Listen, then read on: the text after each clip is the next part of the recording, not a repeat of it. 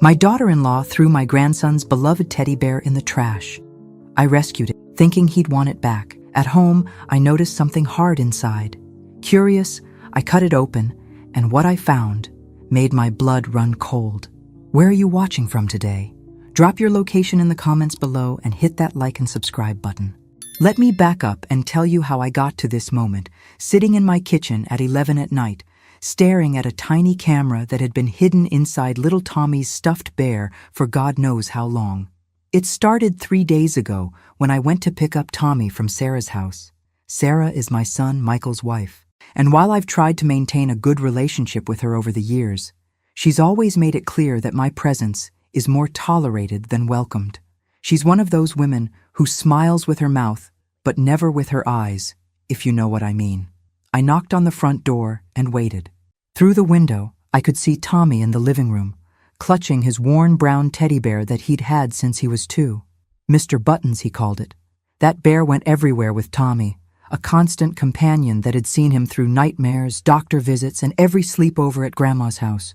Sarah opened the door looking frazzled, her hair pulled back in a messy ponytail, wearing yoga pants that had clearly seen better days. "Oh, Diana, right, you're here for Tommy. As we discussed yesterday," I said, keeping my voice neutral. "The zoo trip, remember?" "Right, yes." She glanced back into the house nervously. "Actually, there's been a change of plans. Michael thinks Tommy's getting too old for these outings. He needs to focus more on his studies." I raised an eyebrow. Tommy was 8 years old, and it was Saturday. His studies? "You know how competitive things are these days," Sarah said, blocking the doorway with her body. "Children need to stay focused if they want to succeed." Behind her, I could hear Tommy's voice. "Grandma Diana, are we still going to see the elephants?" Sarah's jaw tightened.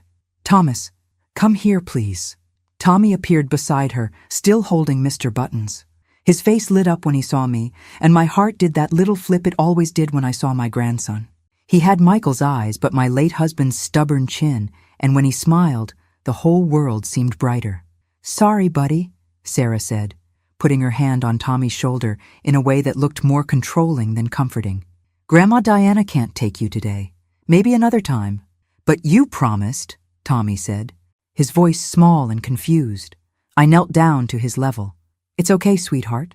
We'll go another day." I reached out to give him a hug, and that's when I noticed something that made my stomach twist. Tommy flinched when I moved toward him, a slight but unmistakable pulling back that spoke of someone who'd learned to be careful around adults. "Sarah," I said, standing up slowly, "is everything all right?" "Everything's fine," she said quickly. "Tommy's just tired. It's been a long week." But as I looked at my grandson, I noticed other things. A small bruise on his forearm, the way he held himself, slightly hunched as if protecting his ribs, the careful way he moved, like someone who'd learned not to make sudden gestures. "Well," I said, forcing brightness into my voice, "maybe Tommy could at least show me his room? I brought him a new book." "Actually, we're about to head out," Sarah said. "Errands to run. You understand?" That's when I heard it. Michael's voice from inside the house, loud and angry. "Where the hell did I put those papers? Sarah, I told you not to touch my desk." Tommy's grip on Mr. Buttons tightened, and he took a small step backward. "On second thought," Sarah said, her voice strained, "why don't you take Tommy for a few hours? We'll pick him up around dinner time."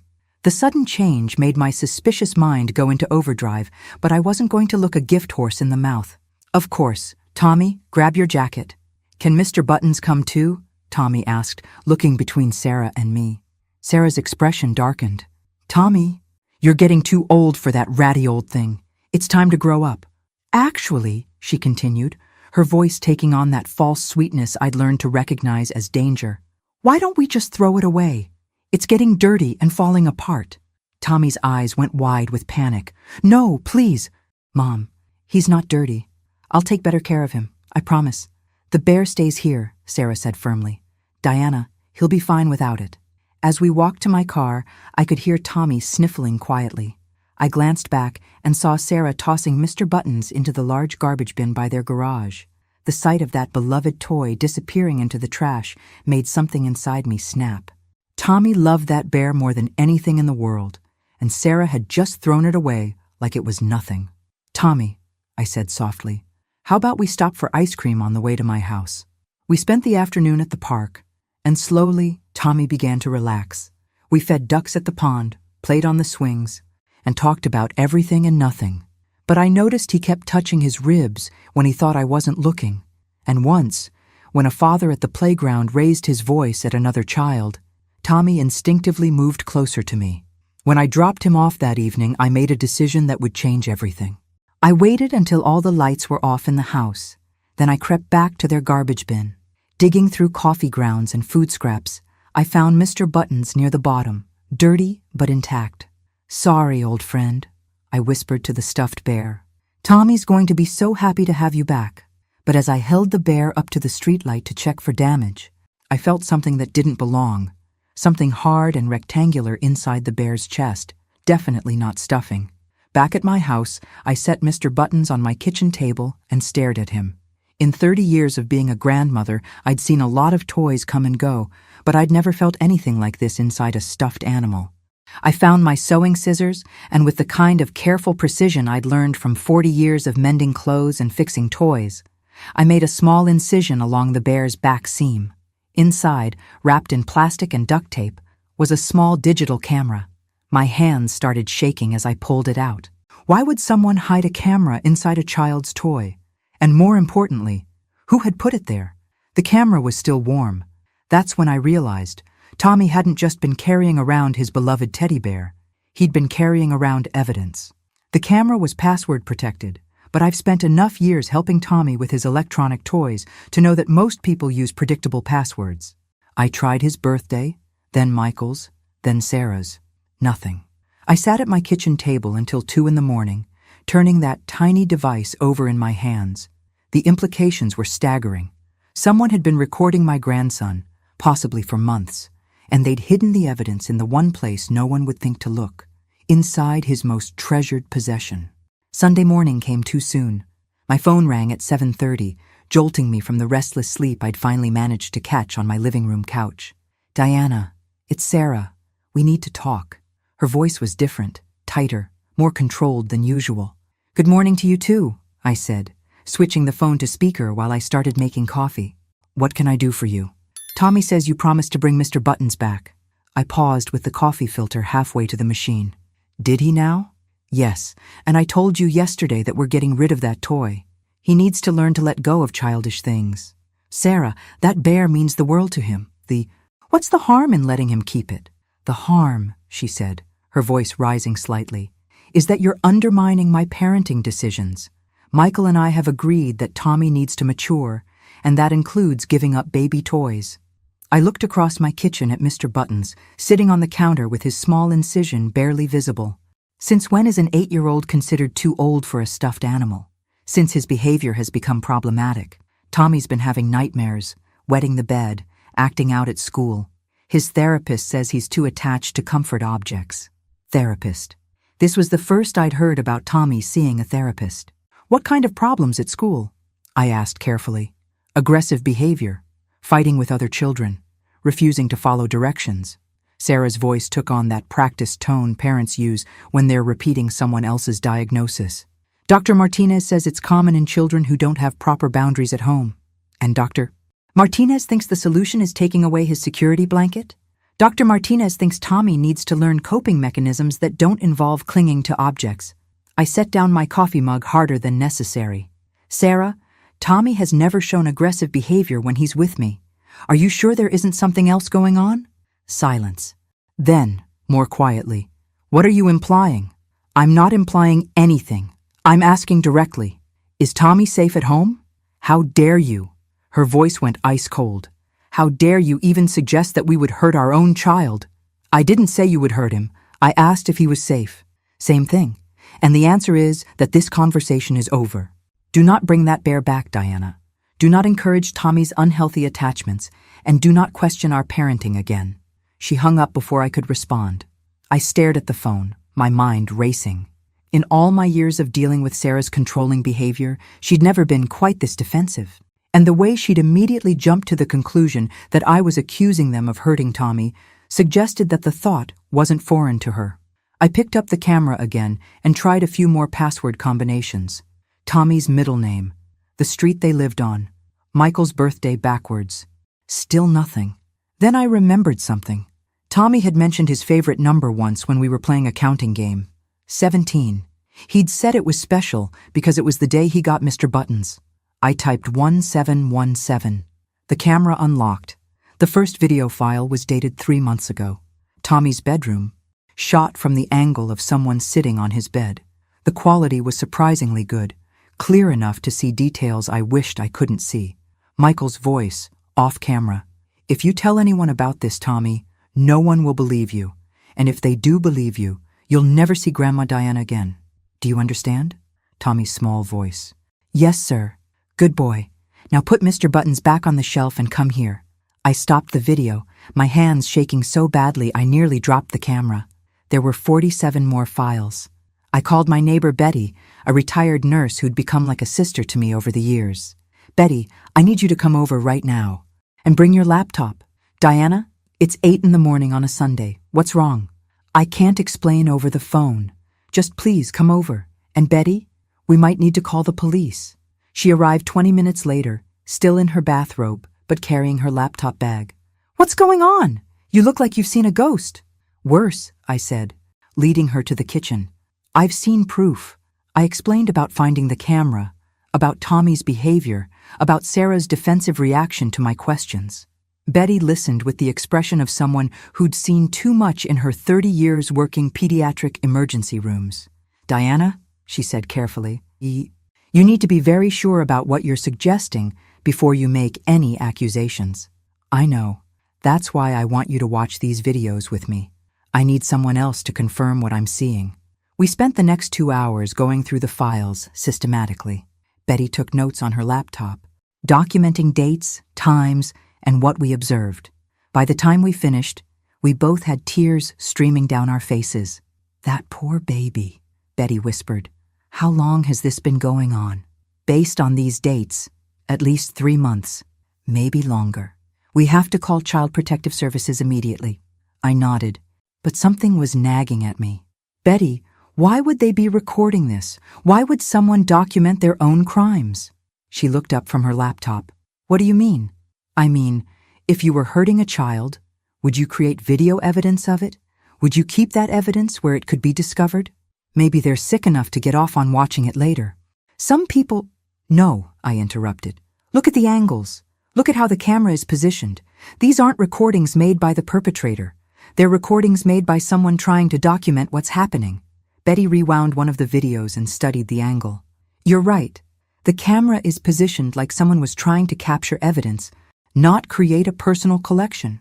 Which means Tommy didn't just find this camera. Someone gave it to him.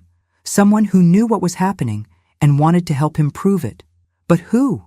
And why hide it in his teddy bear instead of going directly to the police? That's when I heard a car door slam outside. I looked out the window and saw Michael's pickup truck in my driveway. Betty, take the laptop and the camera upstairs. Now. Diana, what? They can't know we've seen this. Not yet. Go. Michael knocked on my front door with the kind of aggressive politeness that barely contained violence. I opened it to find him standing on my porch with Tommy beside him. Hi, Mom, Michael said with a smile that didn't reach his eyes. Tommy wanted to come apologize for being upset about his toy yesterday. I looked down at my grandson, who was staring at his shoes. Hello, sweetheart. Go ahead, Tommy, Michael prompted, his hand resting on the boy's shoulder in a way that looked supportive but felt threatening. I'm sorry, Grandma Diana, Tommy said in a voice so small I could barely hear it. I know I'm too old for stuffed animals. That's all right, honey. You don't need to apologize for anything. Michael's grip on Tommy's shoulder tightened. Actually, he does. Tommy has something to ask you. Tommy looked up at me with eyes that held too much fear for an 8-year-old. Grandma Diana, do you still have Mr. Buttons? What makes you think I have him, sweetheart? Sarah saw you by the garbage cans last night, Michael said, his voice still carrying that fake pleasantness. Neighbors talk, you know, small town and all. I felt a chill run down my spine. They'd been watching me. Tommy just wants to make sure his old toy gets thrown away properly, Michael continued. It's part of his therapy, facing difficult transitions. I see. And what happens if I don't have the bear? Michael's smile became more genuine, but not in a good way. Well, then I guess someone must have beaten you to it. But I'm sure you'll do the right thing, Mom. You always have. Tommy looked up at me one more time, and in that brief moment, I saw something that made my heart stop. He winked. It was quick, barely perceptible, but it was definitely a wink. My 8-year-old grandson had just sent me a signal, which meant he knew exactly what was in that camera, and he was trusting me to do something about it. Of course, I said smoothly, not missing a beat despite my racing heart. Let me go get it for you. I walked back toward my kitchen, my mind spinning. Tommy's wink changed everything. He wasn't just a victim, he was a co-conspirator. Someone had taught him to hide evidence, and he was smart enough to play along with his abuser's demands while secretly hoping I'd understand the real message. Actually, I called back toward the front door, I think I left it in my car. Let me just check. I grabbed my keys and walked out to my driveway, Michael and Tommy following close behind. I made a show of opening my trunk and digging around. I could have sworn I put it in here, I said, frowning. Maybe it fell out somewhere. Michael's pleasant expression was starting to crack. Mom, I really need you to find that bear. Why? I asked, straightening up to meet his eyes. It's just a toy, right? What does it matter where it ends up? It doesn't matter to me, he said carefully. But Tommy's therapist says it's important for him to be the one to throw it away. Closure, you know. I looked down at Tommy, who was doing an excellent job of looking disappointed while somehow managing to convey relief at the same time. This kid was either a natural actor or he'd had way too much practice hiding his real feelings. I tell you what, I said. Why don't I keep looking, and if I find it, I'll bring it by later this week.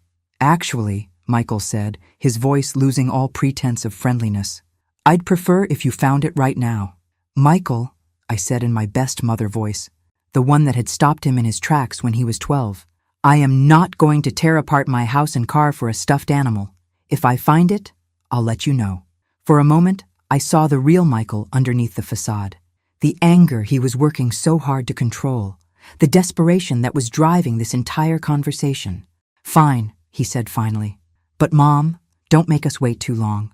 The threat was subtle but unmistakable. They drove away, and I waited until their truck disappeared around the corner before I allowed myself to breathe normally again.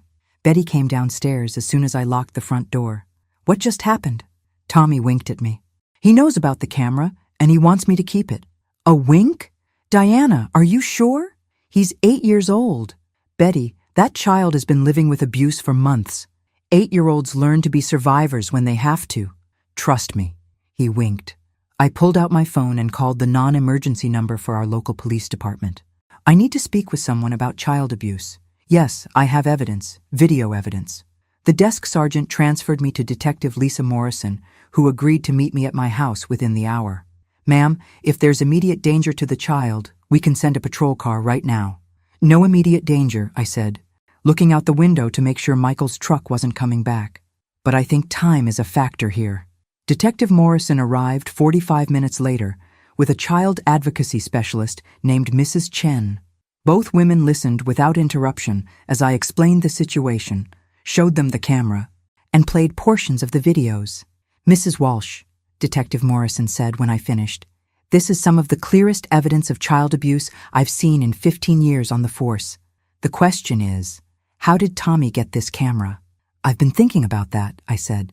Someone who knew what was happening gave it to him. Someone who cared enough to help but couldn't directly intervene. Any ideas who? I thought about Tommy's life, his school, his neighborhood, the people who had regular contact with him. What about his teacher? Or the school counselor? Mrs. Chen leaned forward. Actually, there's another possibility. Have you noticed any other adults in Tommy's life who seem particularly concerned about his welfare? Family, friends, neighbors, maybe a coach or tutor? Well, there's Dr. Martinez. Sarah mentioned that Tommy is seeing a therapist for behavioral problems.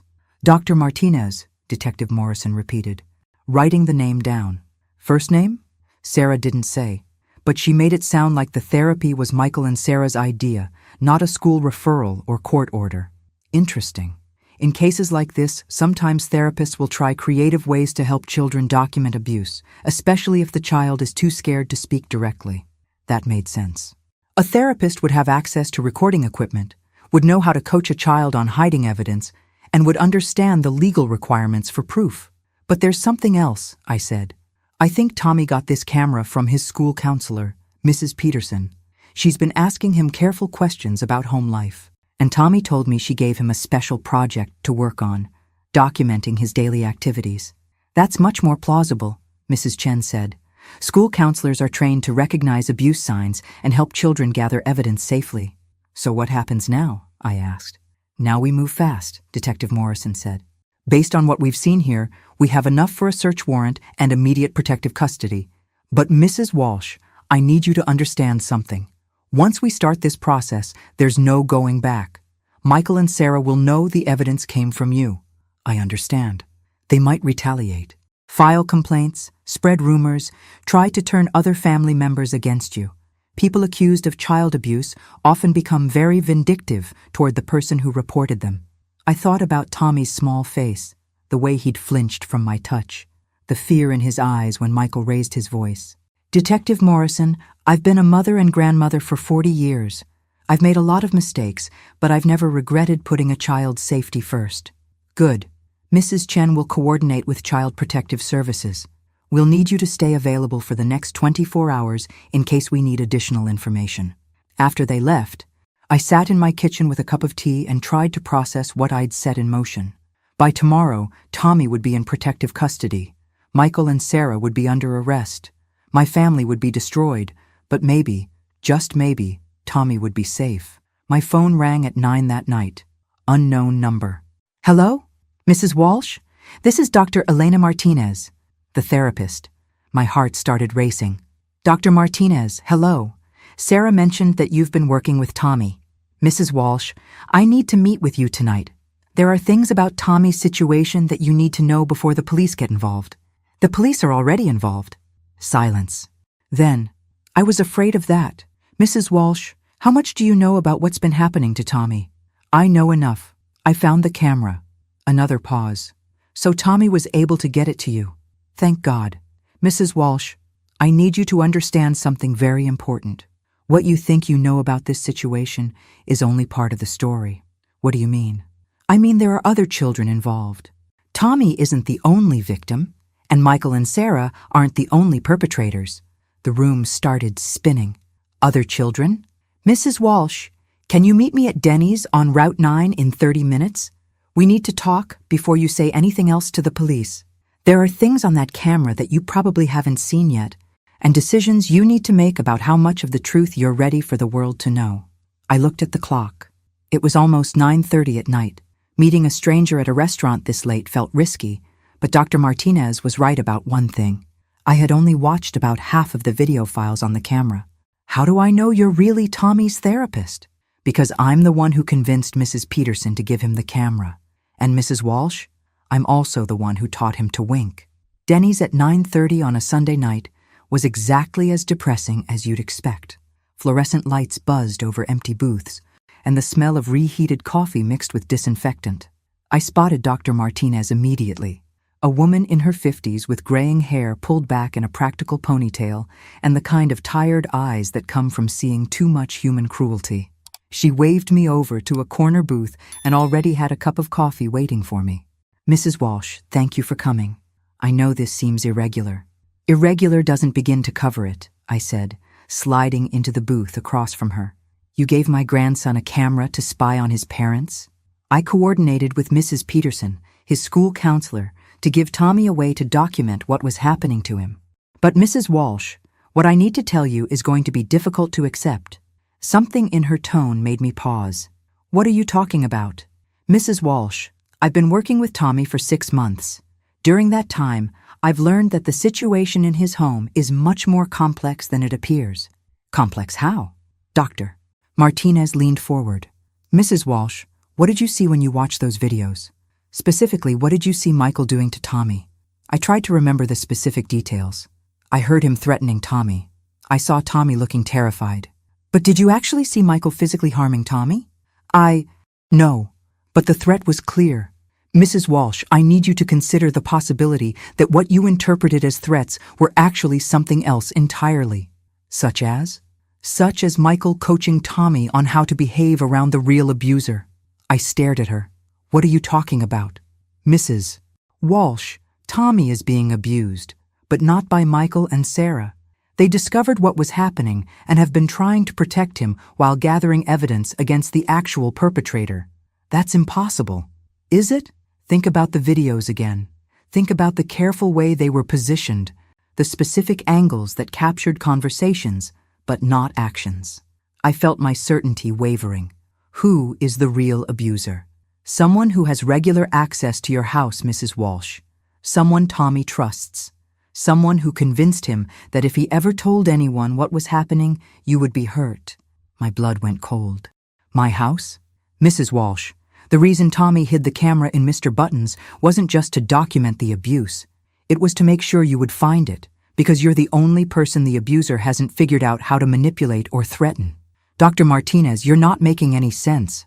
The person who's been hurting Tommy has been using your house for months. They have a key, they know your schedule, and they've been bringing Tommy there when you're not home. That's impossible. Only Michael and my neighbor Betty have keys to my house. Dr. Martinez's expression grew even more serious. Mrs. Walsh, when was the last time you had your locks changed? I thought back. 3 months ago, after that break-in scare in the neighborhood. And who recommended the locksmith? Betty. Betty recommended him. Mrs. Walsh, the locksmith was Betty's nephew, and Betty has been the one giving Tommy's abuser access to your house. The restaurant suddenly felt like it was spinning. Betty would never hurt Tommy.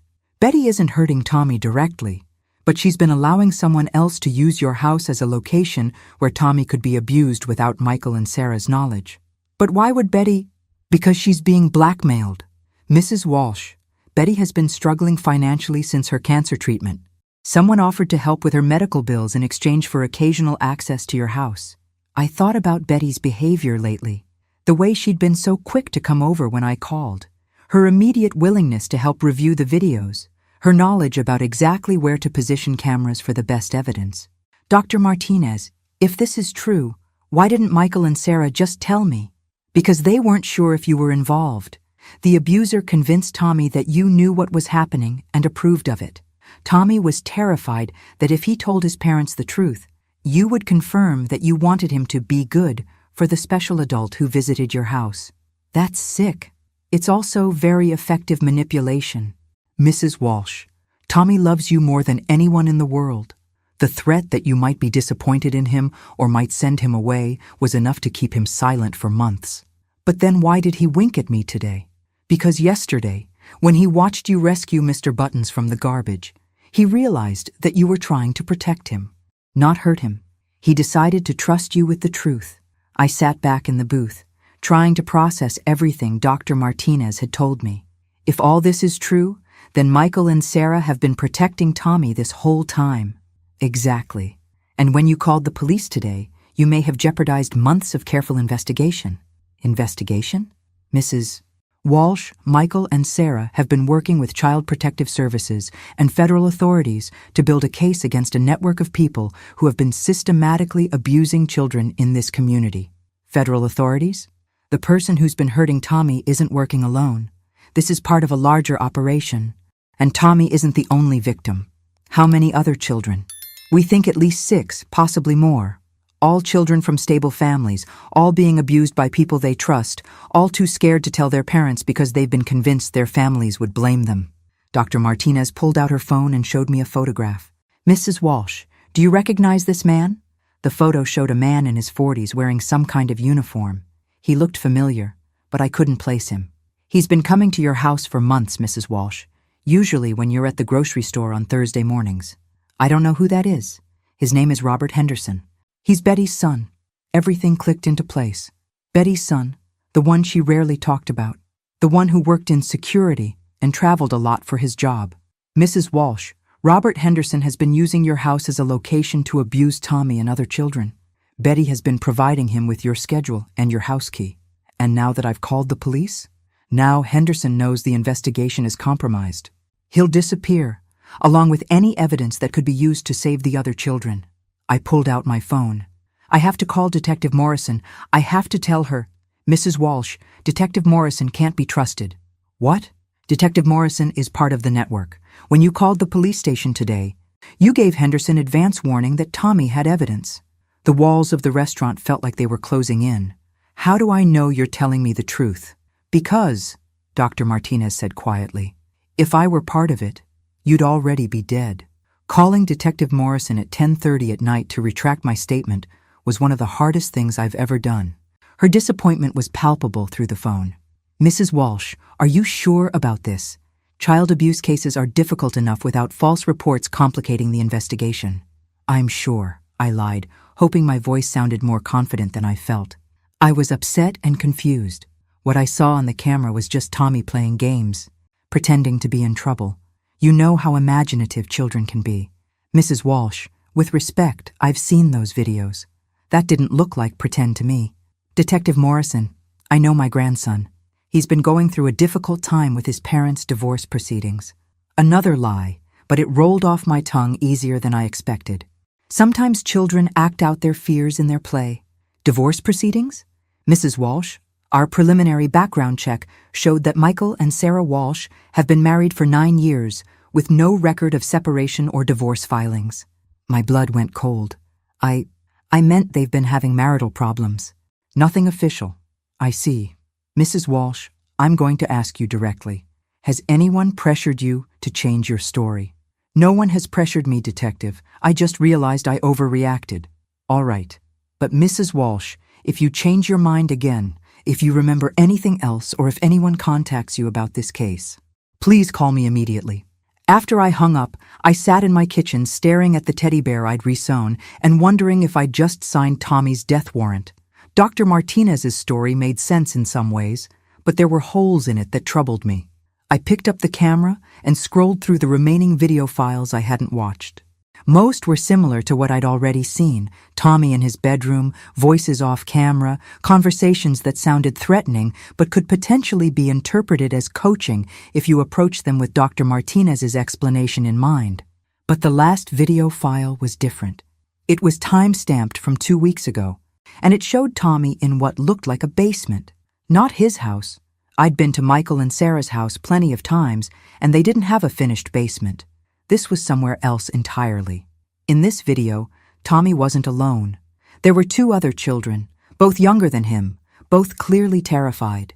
And the voice giving instructions wasn't Michael's. Now, children, I want you to remember what we practiced. If anyone asks you what happens during our special time together, what do you say? 3 small voices in unison. We don't remember. And if someone says they want to help you, we say we're fine. Good.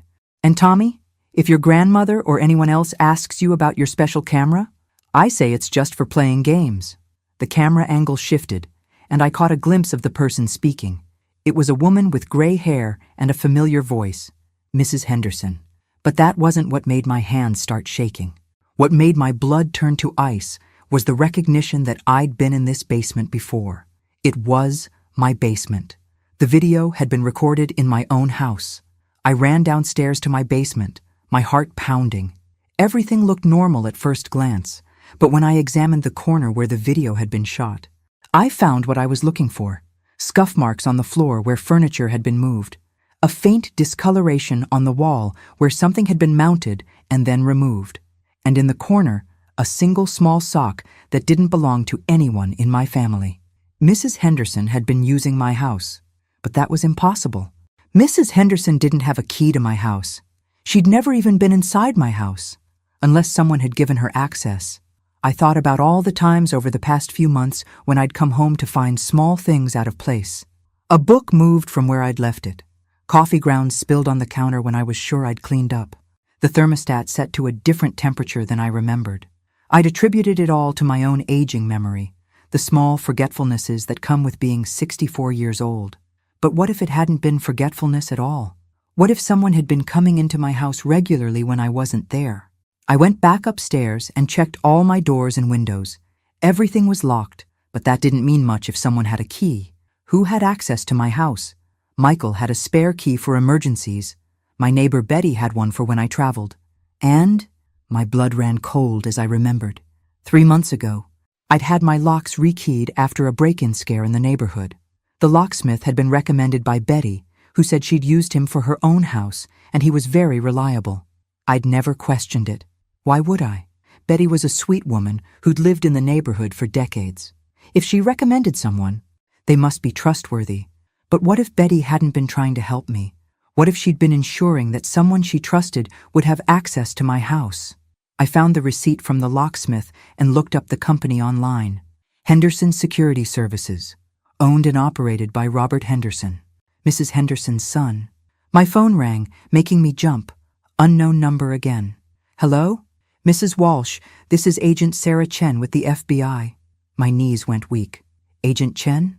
Mrs. Walsh, I understand you've been in contact with someone claiming to be Dr. Elena Martinez regarding your grandson's situation. Yes. She said she was working with federal authorities. Ma'am, Dr. Elena Martinez is not working with us. We've been trying to locate Dr. Martinez for 2 weeks. We believe she may have been kidnapped by the same people who have been threatening your grandson. The phone slipped from my hands and clattered to the floor. When I picked it up, Agent Chen was still talking. Mrs. Walsh, are you there? Mrs. Walsh, you're in immediate danger. We're sending units to your location right now. Do not open your door for anyone until we arrive. Do you understand? I understood, but it was too late. I could already hear footsteps on my porch. The footsteps weren't hurried or stealthy. They were measured, confident, the footsteps of someone who knew they had every right to be there, which somehow made them more terrifying than if someone had been trying to sneak up on me. I grabbed a kitchen knife with one hand and my phone with the other, backing toward my rear door while staying on the line with Agent Chen. They're here, I whispered into the phone. Mrs. Walsh, stay calm. Our units are 3 minutes out. Find somewhere to hide and stay on the line. The front doorbell rang, once, twice. Then a familiar voice called out, Diana? It's Betty. I saw your lights on and wanted to check on you after everything that happened today. Betty, my neighbor, my friend, the woman who'd helped me review the videos and take notes about Tommy's abuse. The woman who'd been upstairs when Michael came to my house. The woman who had a spare key to my house. Diana, are you all right? Your car's in the driveway, but you're not answering. I heard the sound of a key in the lock. Mrs. Walsh, Agent Chen's voice was urgent through the phone. Is that someone you trust? I thought I did, I whispered, moving toward my back door. Diana? Betty's voice was closer now. She was inside my house. I'm coming in to check on you. I'm worried something's happened. I reached for the deadbolt on my back door and realized with growing horror that it was already unlocked. I always locked that door at night. Always. Mrs. Walsh, stay where you are, Agent Chen said. Do not try to leave the house. We're almost there. But it was too late for that advice, too. The back door opened, and Mrs. Henderson walked in like she owned the place. Hello, Diana, she said pleasantly. I think we need to have a conversation. Behind her were 2 men I didn't recognize, both wearing the kind of uniforms I'd seen in the shadows of Tommy's videos. I ran for the front of the house, still clutching my phone and the kitchen knife, but Betty was blocking my path. Oh, Diana, she said with genuine sadness in her voice. I wish you hadn't gotten involved in this. Betty, how could you? The words came out as a sob. Tommy is your neighbor. You've watched him grow up. Tommy is a business asset, Mrs.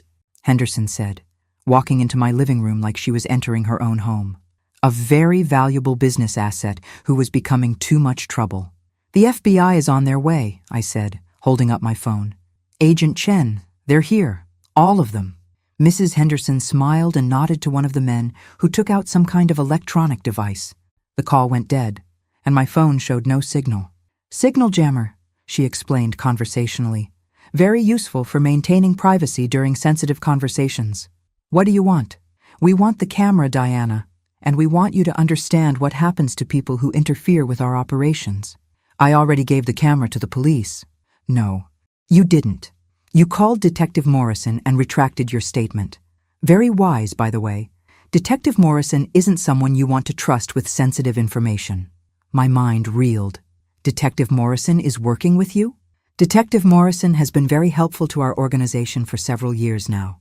She makes sure that certain reports get misfiled, certain investigations get delayed, certain children who run away never get found. Emma Rodriguez. Mrs. Henderson raised an eyebrow. Very good. Yes, Emma became problematic, just like Tommy was becoming problematic. Children can be so unpredictable. Where is she? Emma is no longer a concern for anyone. The casual way she said it made me want to vomit. Now, Diana, here's what's going to happen. You're going to give us the camera and all copies of the videos you've made.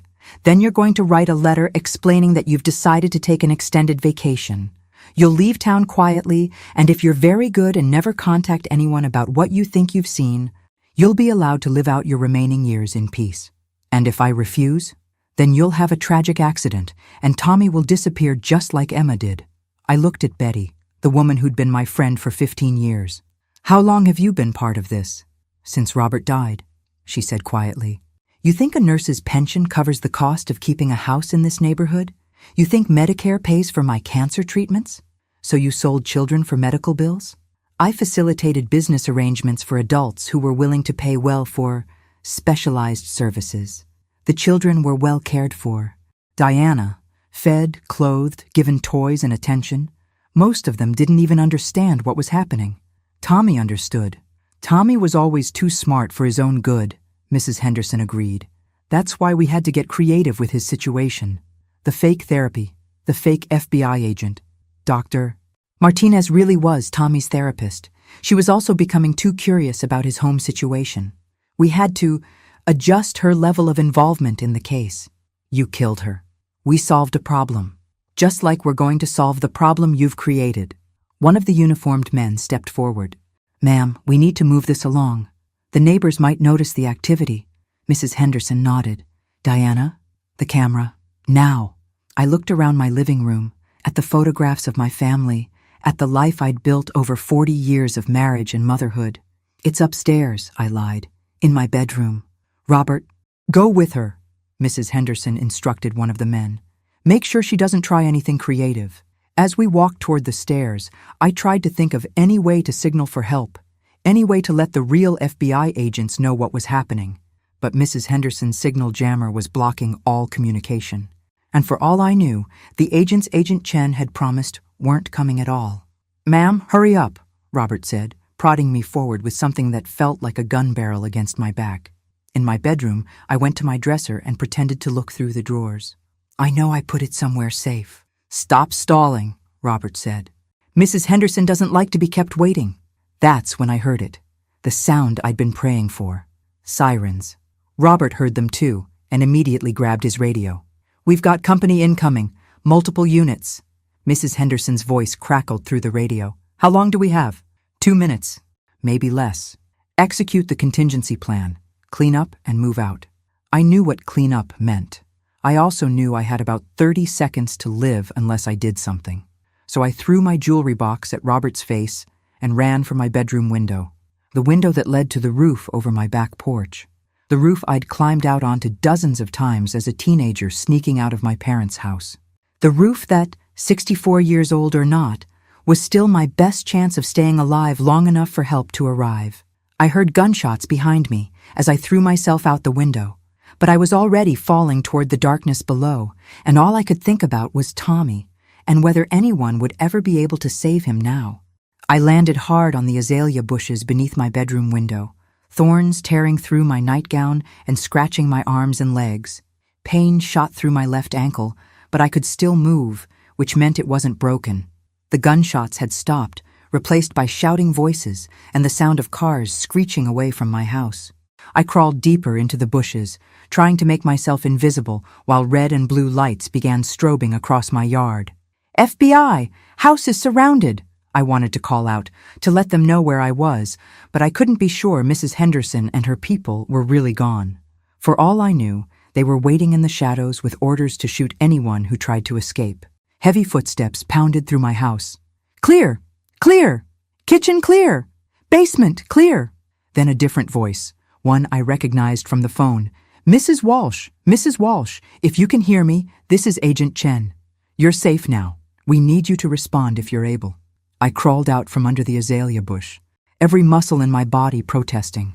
Here, I called weakly. I'm here. 2 agents found me immediately, one shining a flashlight while the other knelt down to check for injuries. Mrs. Walsh, are you hurt? Do you need medical attention? My ankle, I said, and I think they killed Dr. Martinez. Ma'am, Dr. Martinez is alive. She's in federal protective custody. The woman you met tonight was not Dr. Martinez. Relief flooded through me so intensely I started crying. Tommy, where's Tommy? Is he safe? Ma'am, we need to get you medical attention first, and then we'll brief you on the situation. No, I said, grabbing the agent's arm. Tell me about Tommy right now. Agent Chen appeared beside us. She was younger than I'd expected, maybe 35, with short dark hair and the kind of focused intensity that comes from years of dealing with the worst humanity has to offer. Mrs. Walsh, Tommy is safe. He's been in protective custody since yesterday afternoon. Yesterday? But Michael brought him to my house this morning. That wasn't Tommy. The world tilted sideways. What do you mean that wasn't Tommy? Mrs. Walsh, Tommy hasn't been living with Michael and Sarah for 3 weeks. The boy you saw today was another child, probably coached to impersonate your grandson for Mrs. Henderson's benefit. I stared at her. Where has Tommy been? In a safe house with Michael and Sarah. Mrs. Walsh, your son and daughter-in-law, have been cooperating with our investigation for 6 months. They've been helping us map out the entire network. But the videos... I saw Tommy being threatened. You saw Tommy helping us gather evidence. Mrs. Walsh, your grandson volunteered to wear that camera. He insisted on staying in the house long enough to document what Mrs. Henderson and her associates were doing. An 8-year-old volunteered for undercover work? An 8-year-old was determined to make sure other children didn't go through what he'd experienced. Tommy is remarkably brave, Mrs. Walsh, and remarkably smart. The paramedics arrived and insisted on taking me to the hospital despite my protests. As they loaded me into the ambulance, Agent Chen promised to meet me there with a full briefing. Agent Chen, I called out as they were closing the ambulance doors. How many children were involved in this? Based on what we've discovered tonight, we believe Mrs. Henderson's network was responsible for the abuse and trafficking of 43 children over the past 5 years. 43. Mrs. Walsh, what you did tonight helped us rescue 11 children who were being held in locations throughout the state. Tommy's camera gave us the evidence we needed to get search warrants for properties we never would have found otherwise. At the hospital, doctors confirmed that my ankle was sprained, but not broken, and that the cuts from the azalea bushes were superficial. But the emotional damage was going to take much longer to heal. Agent Chen arrived with coffee and a thick folder of documents. Mrs. Walsh, I need to walk you through what actually happened over the past few months, because I suspect you're feeling responsible for things that were completely beyond your control. She was right. I was drowning in guilt about not seeing the signs sooner, about trusting Betty, about almost falling for the fake Dr. Martinez's story. Mrs. Walsh, 6 months ago, Tommy told his school counselor, Mrs. Peterson, that his babysitter was playing games that made him uncomfortable. Mrs. Peterson reported it to Child Protective Services, who contacted our office because of some connections between this case and other investigations we were conducting. What kind of connections? Mrs. Henderson wasn't just a babysitter who decided to abuse children. She was part of an organized network that specialized in recruiting children from stable, middle-class families. Children whose disappearances would be noticed, but who could be controlled through threats against their families. How does that work?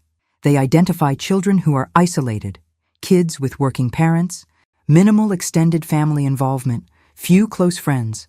Then they gradually gain access to the child through legitimate means: babysitting, tutoring, community activities. Mrs. Henderson had been Tommy's babysitter for 2 years. Exactly. And during that time, she slowly began introducing him to other adults in the network. Always under the guise of normal, innocent activities. A friend who wanted to meet the sweet boy she'd heard so much about. A photographer who was looking for models for family portraits. A doctor who was conducting a research study on child development. My stomach turned. And Tommy just went along with it? Tommy was 8 years old when it started. He trusted Mrs. Henderson, and she was very good at making everything seem normal and fun. By the time he realized something was wrong, Mrs. Henderson had convinced him that if he told anyone, his parents would be arrested, and he'd never see them again. So, how did he finally tell someone? He didn't tell anyone directly. He started acting out at school, fighting, refusing to do his work, having what his teacher described as explosive emotional episodes. Mrs. Peterson recognized the signs of trauma and started asking careful questions. Agent Chen opened her folder and showed me a drawing. This is a picture Tommy drew during one of his counseling sessions. He said it was his secret friends playing secret games. The drawing showed several adult figures surrounding a small child. Even rendered in crayon, the menace in the image was unmistakable. Mrs. Peterson shared the drawing with Child Protective Services, who called us immediately. Mrs. Walsh, cases like this are incredibly difficult to prosecute because the children are too traumatized to testify, and the abusers are usually very good at destroying evidence. So you asked an 8-year-old to collect evidence for you. We asked Tommy if he wanted to help make sure other children didn't get hurt the way he'd been hurt. We explained that it would be dangerous, that he'd have to continue spending time with people who had hurt him, and that he'd have to keep the secret from everyone except his parents. And he said yes.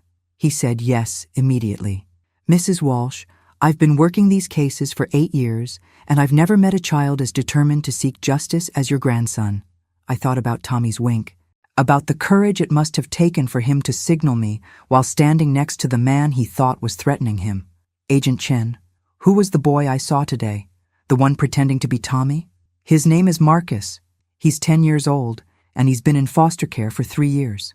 He volunteered to help with the operation after we rescued him from another part of Mrs. Henderson's network last month. Another child who wanted to help catch the bad guys.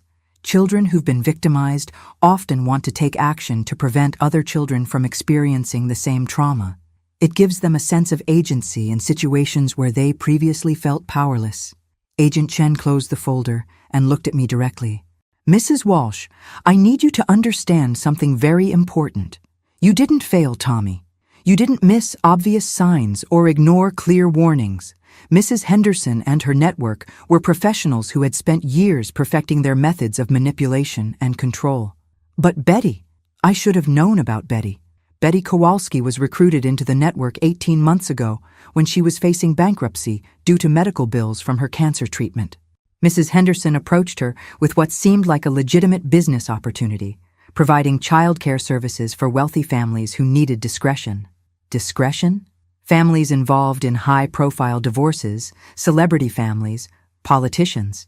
Betty thought she was providing babysitting services for children whose parents needed to keep their activities private for legal or professional reasons. She didn't know what was really happening. By the time Betty realized the true nature of what she was involved in, Mrs. Henderson had enough evidence of her participation to ensure her cooperation through blackmail. I thought about Betty's face when she'd blocked my path to the front door, the sadness in her voice when she'd said she wished I hadn't gotten involved.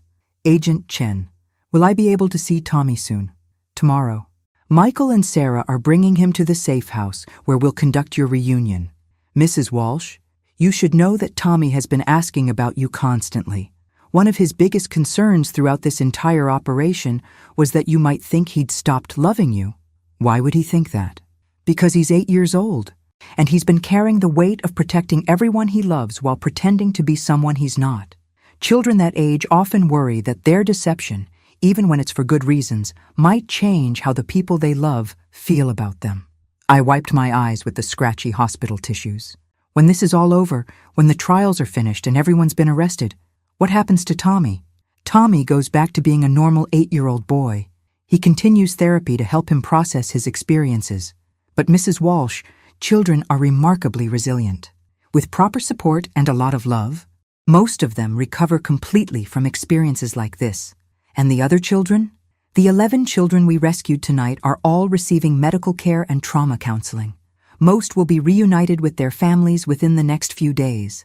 Some will need foster care while we locate relatives or ensure their home environments are safe.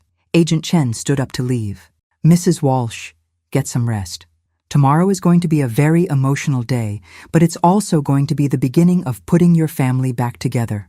After she left, I lay in the hospital bed thinking about Tommy, about his courage and his clever plan to get evidence to me through his beloved teddy bear. I thought about how many people had been involved in keeping him safe and how close we'd all come to losing him. But mostly, I thought about how proud I was to be his grandmother. The safe house was a nondescript 2-story colonial in a suburban neighborhood about an hour from my town. As Agent Chen drove me there the next morning, she briefed me on what to expect. Mrs. Walsh, Tommy has been through extensive debriefing over the past 24 hours. He's processed most of what happened, but he's still dealing with some conflicted emotions about the deception he had to maintain. What kind of conflicted emotions? Guilt about lying to you. Fear that you might be angry with him. Anxiety about whether the other children are really safe. She pulled into the driveway of a house that could have belonged to any middle-class family in America. Mrs. Walsh, I want you to remember that despite everything Tommy has been through, he's still an 8-year-old boy. He's going to need time to adjust to not having to hide secrets anymore. Michael opened the front door before we reached it. My son looked like he'd aged 10 years in the past 6 months. Gray streaks in his hair that hadn't been there before, deep lines around his eyes, the weight loss that comes from chronic stress. "Mom," he said, and his voice broke on the word. I hugged him tighter than I had since he was Tommy's age. "I'm so sorry," I whispered. "I'm so sorry I didn't understand what was happening." "Mom, you couldn't have known. We couldn't risk telling you because Mrs. Henderson was monitoring everything. Your phone calls, your visits, even your grocery shopping patterns. She was watching me shop for groceries? She was watching everything, Mom. Betty was reporting on your daily activities, your emotional state, your relationships with neighbors. If you had seemed to know more than you should have, or if you'd started asking the wrong questions, they would have moved Tommy immediately." Sarah appeared in the hallway behind Michael, and I could see she'd been crying. "Diana, I'm so sorry. I know how awful we must have seemed to you. You were protecting Tommy. You were being the parents he needed you to be. But the cost," Sarah said, "making you think we were hurting him, watching you try to save him from us when we were trying to save him from them." Agent Chen cleared her throat gently. "Mrs. Walsh, Tommy is upstairs. He's been waiting for you all morning." I climbed the stairs on shaking legs, my sprained ankle protesting with each step. At the top of the landing, Agent Chen pointed to a closed door. "He's in there. Take as much time as you need." I knocked softly. "Tommy, it's Grandma Diana." "Come in," came a small voice.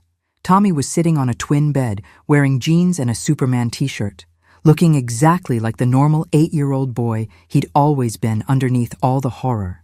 Mr. Buttons was in his arms, carefully resewn and clean. When he saw me, his face crumpled and he started crying. I crossed the room in 3 steps and gathered him into my arms, teddy bear and all. We held each other and cried for everything we'd been through, everything we'd almost lost, and everything we'd found again. "Grandma Diana," Tommy said when he could finally speak, "I'm sorry I couldn't tell you the truth." "Oh, sweetheart, you have nothing to apologize for. You were so brave. You saved yourself and you saved other children too. But I had to lie to you. I had to let you think Daddy was being mean to me." "Tommy, you did exactly what you needed to do to stay safe. That's not lying. That's surviving." "Agent Chen says Mrs. Henderson can't hurt anyone anymore." "That's right. She's in jail, and she's going to stay there for a very long time."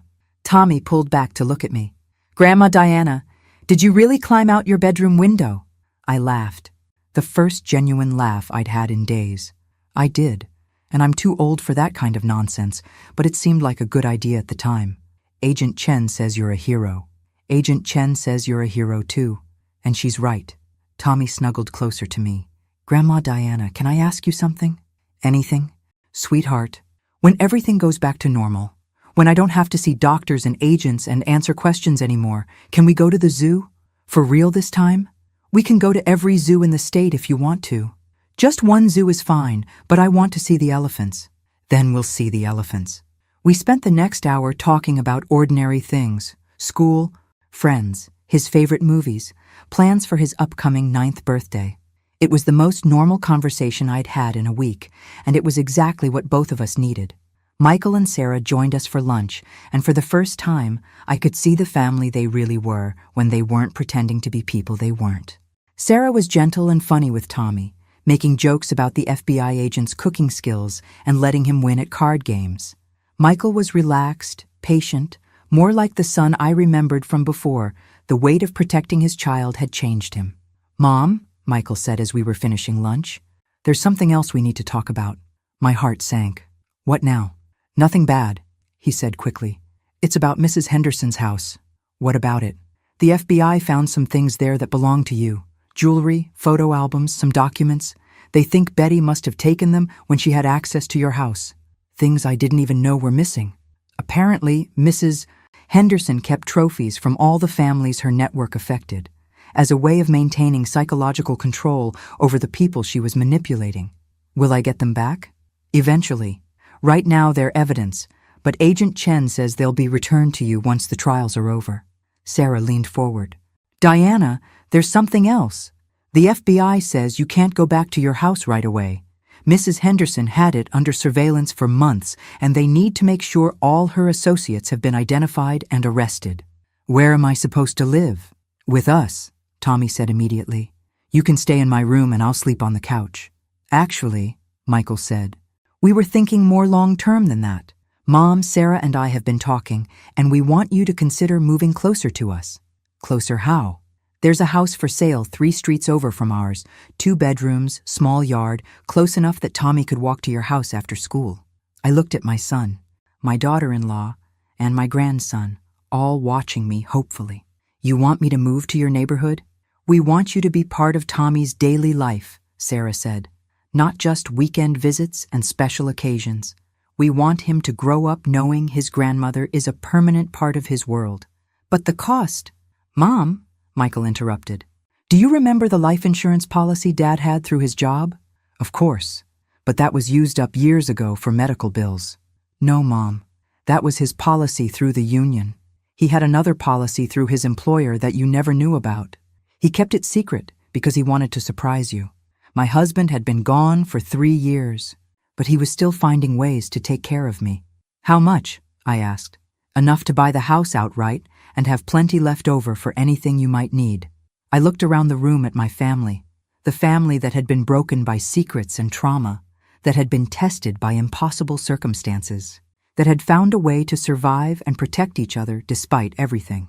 Tommy, I said, if I moved to your neighborhood, would you help me plant a garden? Can we plant tomatoes? And maybe some flowers for Mr. Buttons? We can plant anything you want. Then yes, I'll help you. Agent Chen appeared in the doorway. Mrs. Walsh, I'm sorry to interrupt, but there's someone here who wants to meet you. Behind her was a woman in her 30s with kind eyes and a warm smile. Mrs. Walsh, I'm Dr. Elena Martinez, the real Dr. Martinez. Oh my goodness, I know what you thought. The woman who impersonated me was very convincing. Her name was Linda Chen, no relation to Agent Chen, and she'd been studying my methods and my case files for months. How did they know so much about Tommy's situation?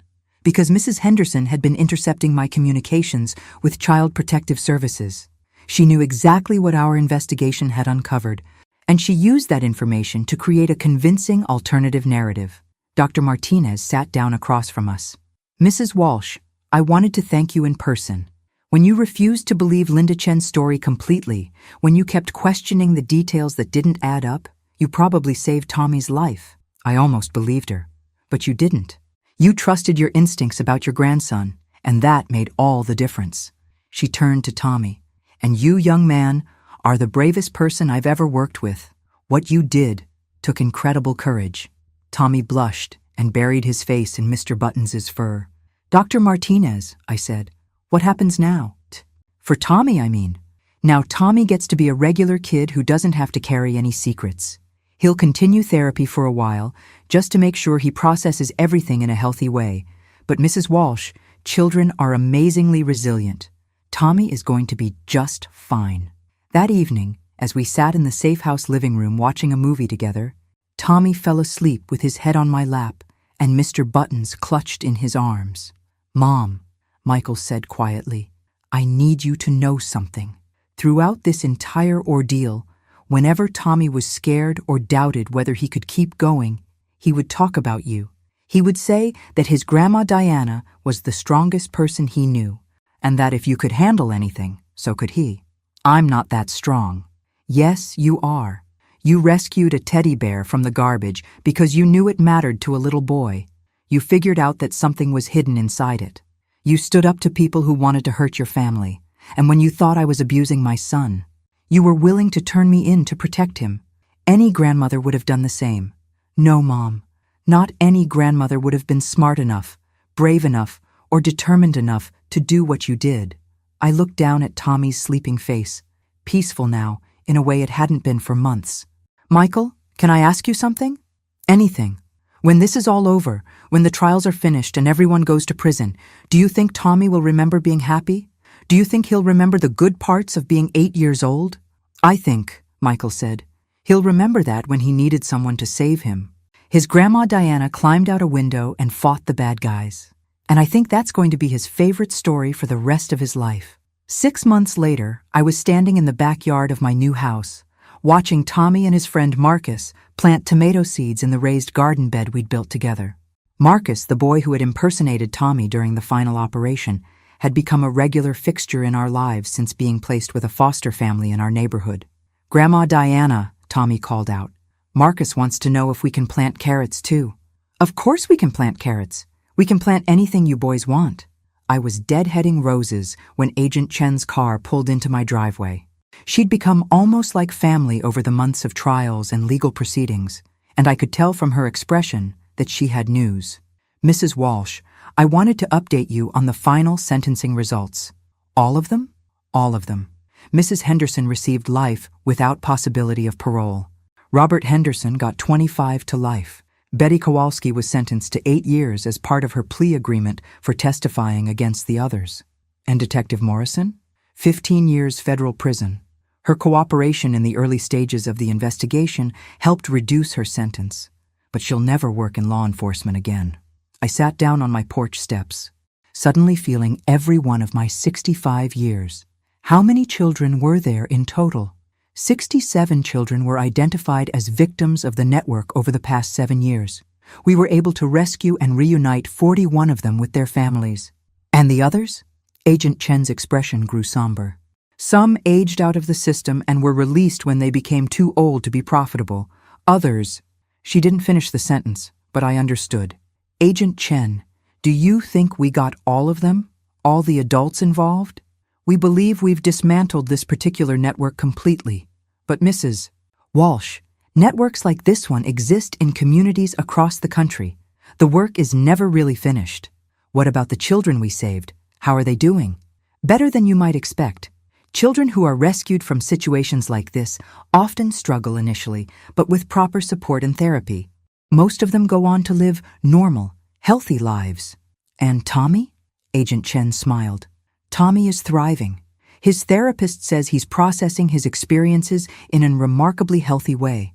Having a strong support system and a sense that he helped save other children has been crucial to his recovery. He still has nightmares sometimes. That's normal and expected. But Mrs. Walsh, watch him playing with Marcus right now. That's a happy, secure child who knows he's loved and protected."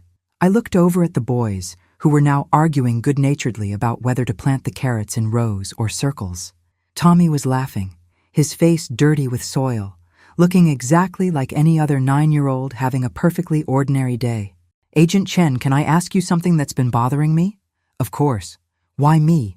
Why did Tommy choose to hide the camera in Mr. Button's specifically so that I would find it? Why not give it directly to his parents or his teacher?" "Because," she said, "you were the one person in his life who wasn't connected to any part of his daily routine. Mrs. Henderson was monitoring his school, his home, his neighborhood activities, but his relationship with you was separate from all of that. He knew I would be safe to trust. He knew you would move heaven and earth to protect him, and that you were smart enough to figure out what he was trying to tell you." Sarah's car pulled up as Agent Chen was preparing to leave. My daughter-in-law had brought groceries for dinner, something she'd been doing twice a week since I'd moved to the neighborhood. "Agent Chen," Sarah called out as she unloaded bags from her trunk. "Perfect timing. I wanted to thank you again for everything you've done for our family." "Just doing my job." "Mrs. Walsh." "No," Sarah said firmly. "You went above and beyond your job. You kept our family together when everything was falling apart." Agent Chen looked out at Tommy and Marcus, who had abandoned gardening in favor of a water fight with the garden hose. "Mrs. Walsh, these cases, they can wear you down after a while. It's easy to become cynical about human nature when you see the worst of what people can do to children. But families like yours remind me why the work matters. Tommy is going to grow up knowing that when bad things happen to him, good people work together to make them stop. That's a powerful lesson for a child to learn." After Agent Chen left, Sarah and I sat on the porch watching the boys play while we waited for Michael to arrive from work. "Diana," Sarah said, Can I tell you something I've never told anyone? Anything. When we first realized what was happening to Tommy, when we first understood that Mrs. Henderson had been abusing him, my first instinct was to run. Pack up the car, drive across the country, disappear completely. That's a natural response. But Michael convinced me that running wouldn't solve anything. He said that if we disappeared, Mrs. Henderson would just find other children to hurt.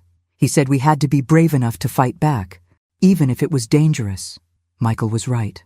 I was so angry at him for asking Tommy to be part of the investigation. I thought we were putting our child at risk to help other people's children. Now I understand that we were teaching Tommy the most important lesson a parent can teach, that when you have the power to stop something terrible from happening, you have the responsibility to try. Michael arrived as we were setting the table for dinner, and for the first time in months, we sat down as a complete family without any FBI agents, social workers, or lawyers joining us. "Mom," Michael said as we were finishing dessert, "Sarah and I have something to tell you." My heart skipped. "Good news or bad news?" "Good news," Sarah said, grinning. "We're pregnant." Tommy looked up from his ice cream. "Really? I'm going to have a little brother or sister?" "Really. Grandma Diana, that means you're going to be a grandma again." "I'm already a grandma, sweetheart, the best grandma in the world. Now you'll be a grandma twice." That night, after everyone had gone home and Tommy was asleep in his own bed for the first time in 7 months, I sat in my new living room thinking about the strange journey that had brought me here. A year ago, I'd been a woman living quietly in the house where I'd raised my son, content with my weekly visits with my grandson and my peaceful retirement routine. Now I was a woman who'd helped bring down a child trafficking network, testified in federal court, and relocated to a new community to be closer to her family. I was also a woman who'd learned that she was stronger, braver, and more resourceful than she'd ever imagined. My phone rang, interrupting my thoughts. Unknown number, but I answered anyway. "Mrs. Walsh, this is Jennifer Martinez, Dr. Martinez's sister." My blood went cold. "Is Elena all right?" "She's fine. But Mrs. Walsh, she wanted me to call you with a message." "What kind of message?" "There's another case, another network, different state, different setup, but similar methods. Jennifer, I'm not a federal agent. I'm not a trained investigator. No, but you're someone who knows how to recognize when children are in danger. You're someone who's proven she'll do whatever it takes to save them." I looked around my peaceful living room, at the family photos on the mantle, at the comfortable life I'd built. "Mrs. Walsh, there's a little girl in Nevada. Her name is Emma Rodriguez." Emma, the child from the photograph Dr. Martinez had shown me, the one they'd told me was dead. "She's alive?" "She's alive and she's in immediate danger. The local authorities think she's a runaway, but we know better. We? The FBI task force that worked on Tommy's case. Mrs. Walsh, we could really use your help." I thought about Tommy, safe in his bed upstairs. I thought about the 41 children who were back with their families because one 8-year-old boy had been brave enough to hide a camera in his teddy bear. "Jennifer," I said, "when do you need me?" 3 weeks later, I was sitting in a rental car in Las Vegas, Nevada, watching a house that looked exactly like every other house in the suburban subdivision. Except this house was where 9-year-old Emma Rodriguez was being held by people who'd convinced the local police she was a chronic runaway. Agent Chen was in the passenger seat, and Agent Martinez, Elena's sister Jennifer, who'd turned out to be FBI, was in the back with surveillance equipment that would have made Hollywood jealous. "Mrs. Walsh," Agent Chen said, "I want you to understand that this operation is much more dangerous than what we did with Tommy's case. This network is more sophisticated, more violent, and they've had 3 months to plan for the possibility that we'd track Emma here. But you need me because you're the only person who successfully infiltrated one of these operations without law enforcement training. And because Emma specifically asked for the grandmother who saved Tommy. She knows about Tommy? Word travels fast in the Underground Railroad that helps trafficked children. Emma heard about a boy who hid a camera in his teddy bear and got rescued by his grandmother. She's been carrying a small digital recorder for 6 weeks, hoping someone like you would find her. Where is she hiding the recorder?" Agent Martinez smiled grimly. "In a doll. A baby doll she's convinced her captors is the only thing that keeps her calm." The parallels to Tommy's situation were unmistakable. But the differences were significant too. Emma wasn't living with family members who were secretly protecting her. She was being held by strangers who'd purchased her from her parents when she was 6 years old. Her parents sold her? Drug addiction, Agent Chen explained. They needed money for their next fix. And Emma's handler offered them $5,000 for a temporary custody arrangement they didn't understand. Temporary custody that became permanent. Exactly. By the time the parents sobered up enough to ask questions, Emma was already being moved through the network. And now? Now the parents are clean. They've been looking for Emma for 3 years, and they're waiting in a safe house in California for us to bring their daughter home. I studied the house through binoculars. How do we get to her? We don't? You do? Agent Martinez handed me a file folder. Mrs. Walsh, according to our intelligence, Emma is being held by a woman named Patricia Valdez. Valdez runs what appears to be a legitimate daycare center, but she's actually housing trafficked children who are rotated between various clients. How many children? We think 6 currently. Emma is the oldest. What's my cover story? You're a widow looking for a part-time job. You saw their advertisement for a daycare assistant, and you want to apply in person because you don't trust the internet. Will they believe that? Patricia Valdez is always looking for older women to work for her. Grandmotherly types put both the children and the clients at ease. Agent Chen handed me a purse with a hidden camera system. Mrs. Walsh, you'll have audio and video recording capability, plus a GPS tracker and an emergency alert system. But I need you to understand that if something goes wrong, if they discover what you're really doing, we might not be able to reach you in time. What exactly am I supposed to do once I'm inside? Get close to Emma. Let her know who you are and why you're there. Help her understand that rescue is coming, but she needs to keep acting normal until we can coordinate a safe extraction. And the other children? We save all of them, or we save none of them. Mrs. Walsh, this isn't like Tommy's situation where we could gradually build a case over months. We have one chance to get this right. I thought about Emma Rodriguez. About 3 years of being told she was just a runaway that nobody wanted to find. I thought about 5 other children who were waiting for someone to save them. Agent Chen, what happens if I can't convince Patricia Valdez to hire me? Then we go to Plan B, which is direct assault on the house with a SWAT team. Much more dangerous for the children, much lower probability of saving all of them. Then I guess I better be convincing.